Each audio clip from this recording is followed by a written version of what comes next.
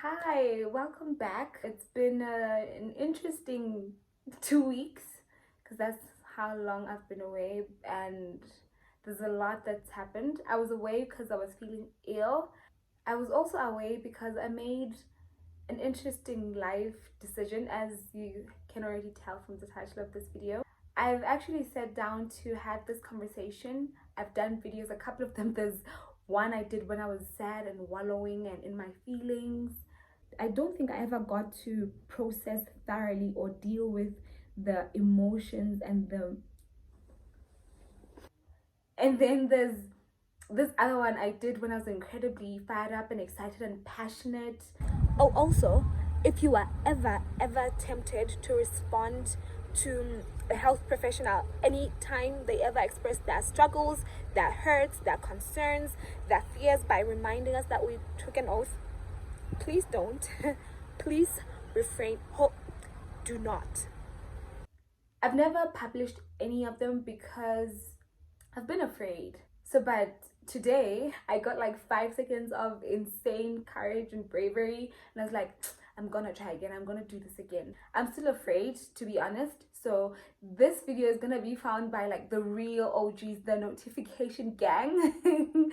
Or if you're here, it means you searched, you are trying to resign, you are unhappy, maybe you work in the healthcare system also, or you feel like it's time to leave your job, so you found this. So I'm gonna get into my own backstory. I was an incredibly talented kid. I still am. I'm very smart, always have been. And since primary school days and all throughout high school, I did incredibly well in academics and, well, in everything really, even extramural activities. So when the time came to choose a course and a degree I was going to study, kids like myself, a lot of us were pushed into the sciences. It's not uncommon for people who have your best interest at heart, or people who believe they know what's best for you, to kind of nudge you in the direction of the sciences. And fortunately and unfortunately, that was also my story. A lot of my peers went the BSc general route, but it never appealed to me to do it that way, so I chose pharmacy. And then I think in second year, I came back home. I told my parents that, hey, you know what, this is really not for me. I'm not feeling it. I'm not doing well. I really want to change to accounting.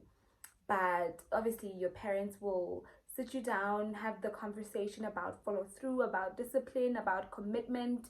And so I stuck with the pharmacy program. And then in third year, I had done really poorly. I mean, I'd always performed badly, but in third year, it was, I think I had to supplement 3 courses, and 2 of the 3 courses were microbiology and pharmacology, which are like fundamentals, like prerequisite courses for everything pharmaceutical. So I decided, because I hadn't really gotten anything, I wasn't grasping concepts all throughout the academic year, to just go ahead and repeat microbiology and pharmacology in third year. And when that happened, everybody, my friends, my family, they all rallied around me, they supported me. It was a life-changing experience. Honestly, it was affirming, surprisingly, but more than just anything, it strengthened my resolve to succeed. It made me want to make them proud, and the only way I knew how to do that at that point was by sticking with this thing, doing better than I had. And I did. I went on to repeat my third year.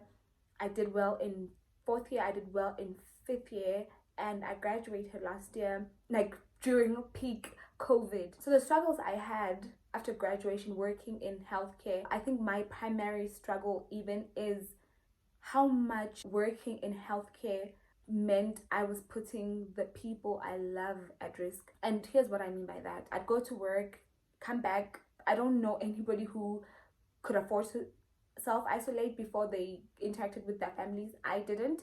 So it meant I was getting exposed at work, coming home to see my family, possibly or potentially exposing them to the thing that I'd been exposed to at work. And it so happened that one of my family members got COVID.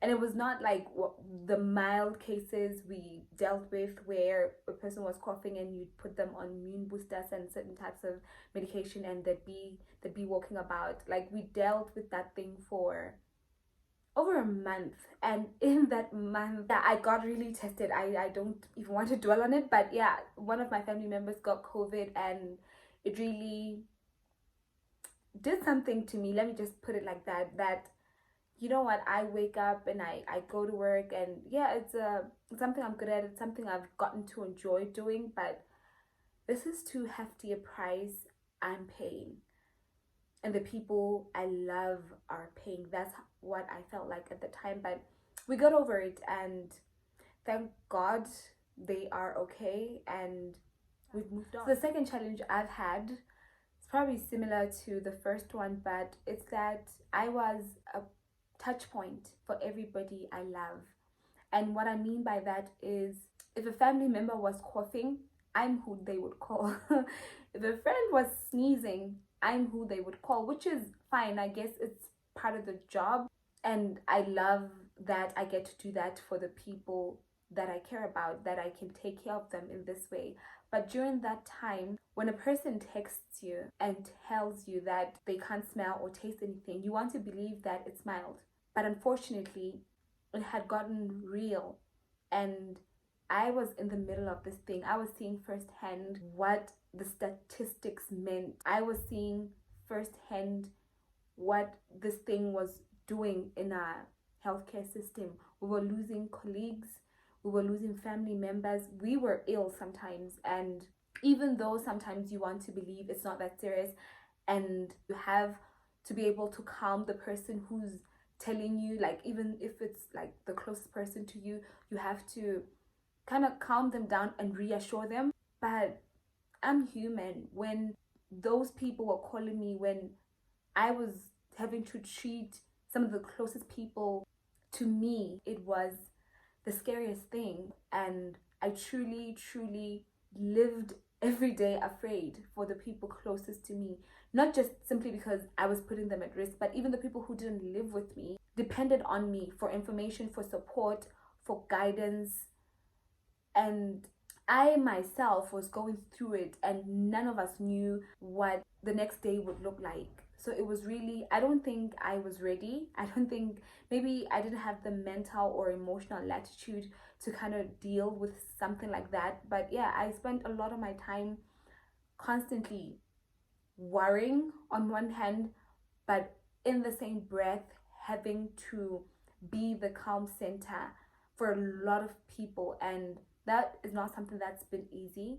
And then the third challenge, which is probably gonna sound weird coming from a person who provides services, is it's really expensive. The cost of treatment, the cost of medication, the cost of care is ridiculously expensive, which again is something I never struggled with pre-COVID, because I guess I've never felt like in retail we don't get emergencies, so to speak.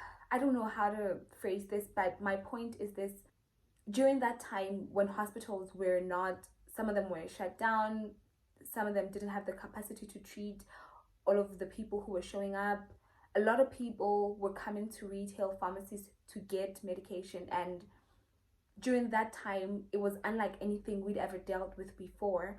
It was people who were emergencies. Sometimes it was people who were like in really bad shape. And where I worked, we devised a standard treatment guideline, and would put together information based on research and WHO guidelines and everything we were learning to treat people who were coming with certain symptoms where we could. And it was not cheap, to be candid. And it's not, to me at the time, it didn't feel like business as usual, where a person comes and they want cough medication, like a simple common cold, where if they have $100, you can figure out what to do, like the best way to help them with just their $100. Or sometimes if they really, really can't afford to, they leave. During this time, what it felt like is when a person comes and they are out of breath and their oxygen saturation levels are messed up and they have all these other symptoms and they don't have the money. When you tell them that the treatment I can offer you is 500 bucks, and they tell you, no, I don't have that much, I have say 100 bucks, and you look at these things that you have to give them, and you know that they need to get on this medication if they are to stand any chance against this thing, but they don't have it, and you try to maneuver and you try to do something and you try to replace certain things with other generics, and you try to do the utmost best, but they simply cannot afford, even like when you go like really ridiculously low, they cannot afford it and they had to go back home. I don't know. I mean, we are always told to not get attached. Maybe that's my issue. Maybe I'm just, yeah, that's some of the reason I feel like maybe, hey, this is just not for me, because you're supposed to be maybe detached. I mean, you're supposed to be empathetic. I am, but maybe I don't do it right. I don't know. I just, yeah, there was that. And during that time we also lost a patient, and again, I went to pharmacy school, so maybe people who went to medical school or nursing school are better equipped. Maybe they've gotten training in that sort of thing, the emotions and how to help somebody transition, because that's what happened. I was with him right until the end, and I do understand that these were like extreme circumstances, and now things are getting better, so maybe we'll get back to something that resembles normal, and it won't always be as intense. But more than just the emotional stuff, and there's also the time commitment of working 6 days a week and other Sundays. I am deciding that I want to again pause, reflect, and decide if, like, for the rest of my life, I would probably need to work Monday through Saturday and some Sundays. So where to from here? I don't know. It's been 2 weeks, so obviously, even though I felt the way I felt for a while, I didn't know what making this decision and seeing it through would look like. So I don't know where to from here. I know that I have to make plans. I know that I have to make decisions and start working towards pivoting if that's what I'm deciding, or if this is just a break, I need to make the decision and commit to healing if that's what I need, and going back if that's what I'll decide I need to do. But in this moment, all I know is that I only feel, well, not only that, wouldn't be honest, I'm afraid, I'm anxious, I'm all of those other things, but more than anything else, I am grateful. I'm grateful that I have the privilege to make this decision. It's not a lot of people who are unhappy at their jobs who have the luxury of quitting or pausing or whatever. And for the fact that I can go back home, I am grateful.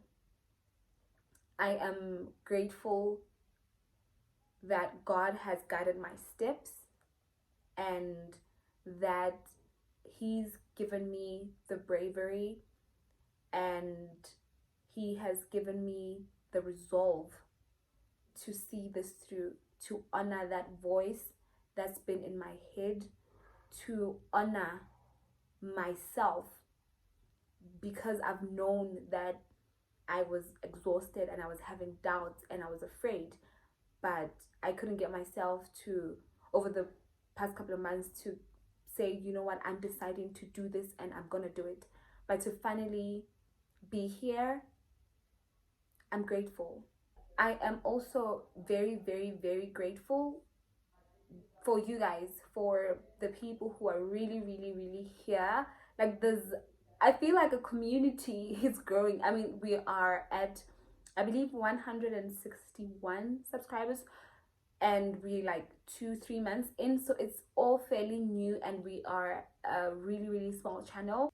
But nonetheless, I felt supported. I've felt seen. You encourage me so much, and it's through serving in this manner, like being on this platform, it's some of what has given me the courage to say, you know what, I get to use my gifts and talents and to serve in other ways. I've said this, I love what I do, but before I did it this way, I didn't know that it could be done. And I'm grateful that I put myself out there and it's been received really, really well. And it's things like this and all of you guys that's given me the courage to say, you know what, I can be useful somewhere else. I can be happy standing in my purpose and being truthful to who I am and honoring God's will for my life. And yeah, it's the beginning, but I'm happy, and it's because you guys, you've supported me thus far. So thank you. I do not take it for granted. I am so, so grateful. It humbles me daily.